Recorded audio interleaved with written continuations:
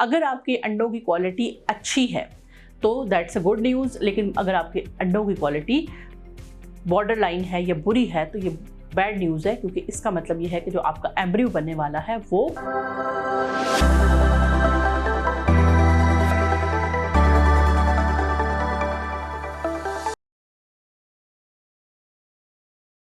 जी अस्सलाम वालेकुम, मैं हूं doctor Naila, consultant gynaecologist and fertility specialist. आज हमने बात करनी है कि जो IVF का सफ़र होता है उसके अंदर क्या क्या मसाइल, क्या क्या पेचीदगियाँ आपको आ सकती हैं।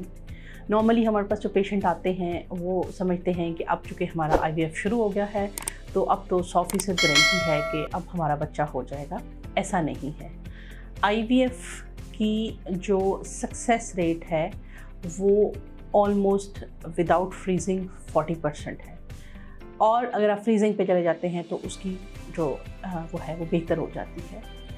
लेकिन इसमें भी बहुत सारे स्टेप्स होते हैं। इसमें भी दरमियान में बहुत सारी ऐसी एम्ब्रियो बनने तक बहुत सारी स्टेजेस ऐसी आती हैं कि जहाँ पे आपके लिए जो है वो बैड न्यूज़ हो सकती हैं, बुरी खबर हो सकती है। तो ये वीडियो मेरी ज़रूर देखें IVF पे जाने से पहले, ताकि आप उस हर प्रोसेस पे रेडी हों उस चीज़ के लिए। IVF के प्रोसेस में सबसे पहले हम क्या करते हैं कि आपको कुछ मेडिसिन्स देते हैं, और वो मेडिसिन्स आपके एग को स्टिमुलेट करती हैं। आम तौर पे ये प्रोसेस शॉर्ट प्रोटोकॉल डे 2 पे शुरू होता है और मेंसेस के ऑलमोस्ट 6th डे के ऊपर, जबकि आपको 4-5 इंजेक्शन्स लग चुके होते हैं, हम आपका एक अंदरूनी अल्ट्रासाउंड करते हैं जिसमें हम आपको बताते हैं कि हमारे अंदाजे के मुताबिक आपकी दोनों साइड्स के ऊपर कितने एग्स बन रहे हैं।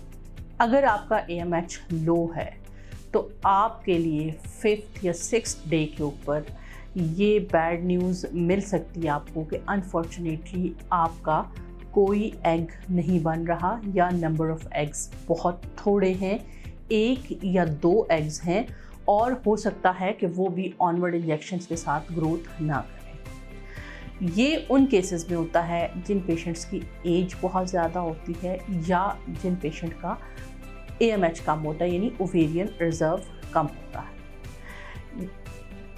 इसमें वजह ये होती है कि number of eggs with the eggs जो हैं वो उम्र के हिसाब से कम होते जाते हैं। नंबर ऑफ़ एग्स फीमेल के अंदर फिक्स होते हैं। इनकी क्वालिटी को तो बेहतर किया जा सकता है, लेकिन इनकी क्वांटिटी इंक्रीज़ नहीं की जा सकती है।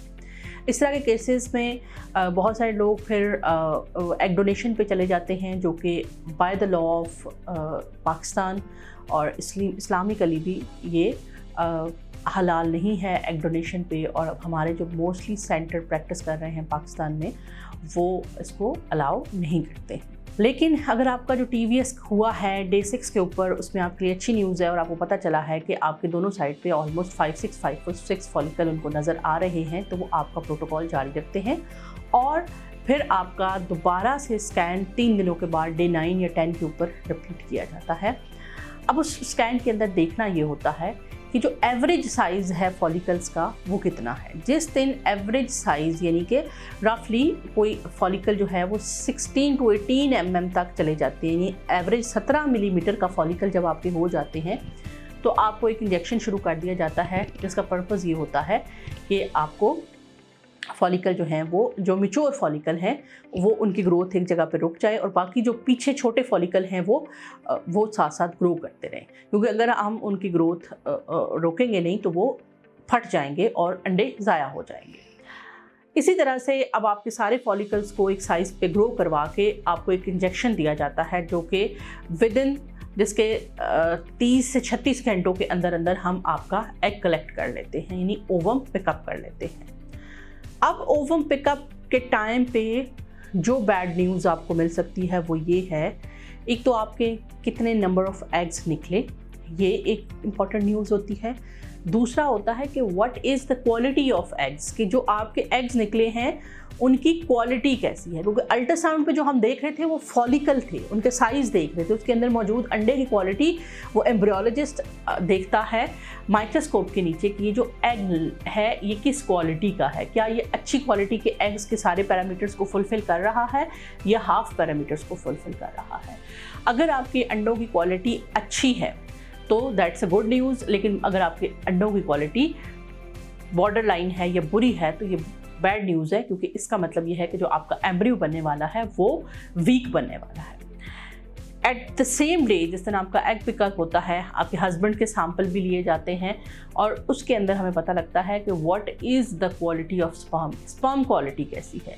एक अच्छे एम्ब्रियो के लिए कम से कम या एग क्वालिटी बहुत एक्सेलेंट होनी चाहिए या एम्ब्रियो स्पर्म क्वालिटी, अगर दोनों बहुत अच्छे हैं, दोनों एवरेज हैं, तो that can come up with a good embryo.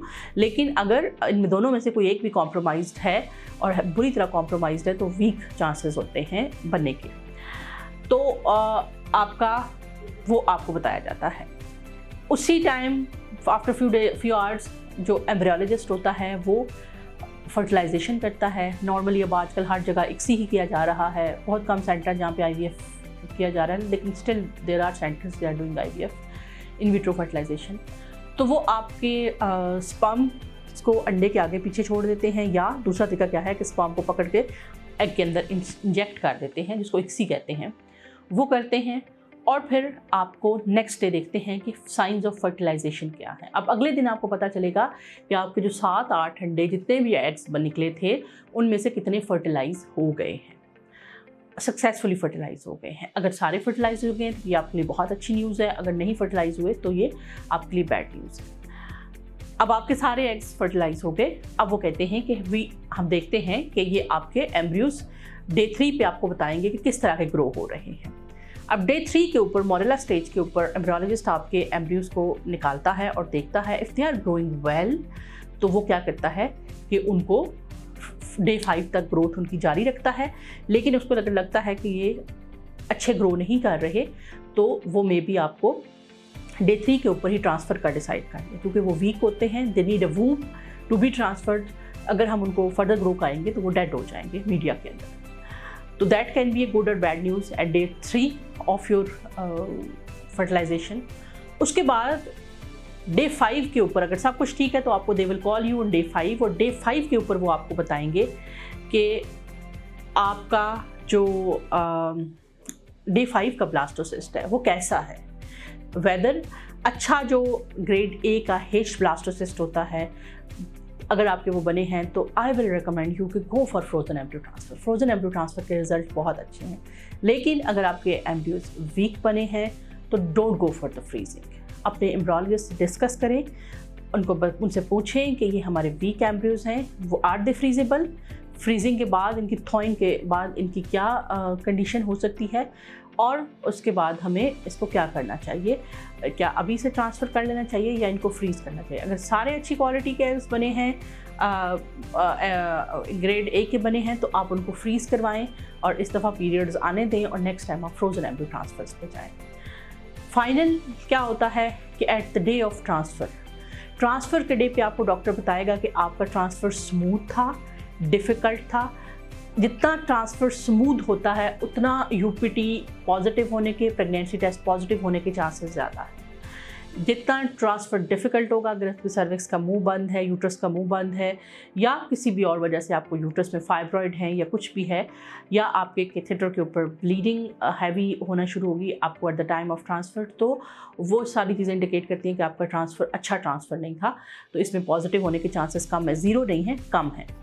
और फाइनली गुड और bad news come after 14 days, जब अपना ब्लड टेस्ट आप करवाते हैं और आप प्रेग्नेंट होते हैं या नहीं होते हैं। अगर आप प्रेग्नेंट हैं, बीटा-ICG आपका पॉजिटिव है, तो अभी डोंट डिक्लेयर योर प्रेगनेंसी। आप दोनों अपने तक रखें।